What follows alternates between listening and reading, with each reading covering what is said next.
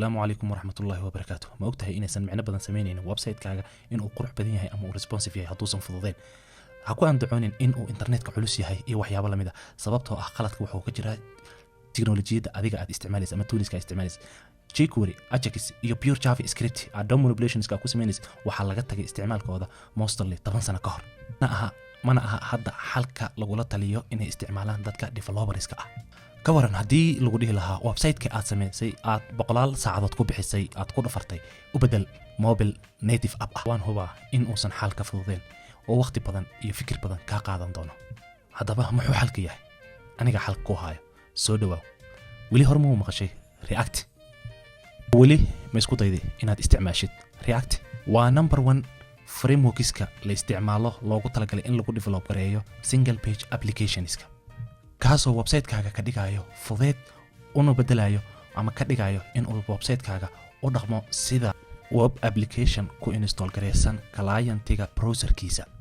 React waxaa develop gareeyay isticmaalo Facebook, Instagram-na way isticmaashaa, Netflix way isticmaashaa iyo qolooyin kale aad u tiro badan oo hadda aan la soo koobi karin oo MongoDB xataa ay ka mid tahay. barashada React waxa ay ku fureysaa albaabyo laga yaabo inaad markaaga hore aad ka cabsanaysid sida develop gareynta mobileska iOS and Android adigoo isticmaalaya React Native. ma ogtahay front end web developerska aanan isticmaalin frameworkska oo front endiga loogu talagalay in ay la mid yihiin qof turdho baadiyaheeda joogo kuna isticmaalaya taar rabo qof magaalo joogo in uu soo waco xalka sidoo noqon lahay adiga laga rabaa jawaabteeda. haddaba si aad isku update gareyso waxaa bilaabanayso course React DOM ah hadduu ilaahay ka raali noqdo Maarso 4 2021 waxayna soconaysaa isbuuci 4 haween live ayaa lagu qaadanayaa Zoom 2 saac habeenimo ilaa iyo 3 saac bar Khamiis, Jimco, Sabti iyo Axad.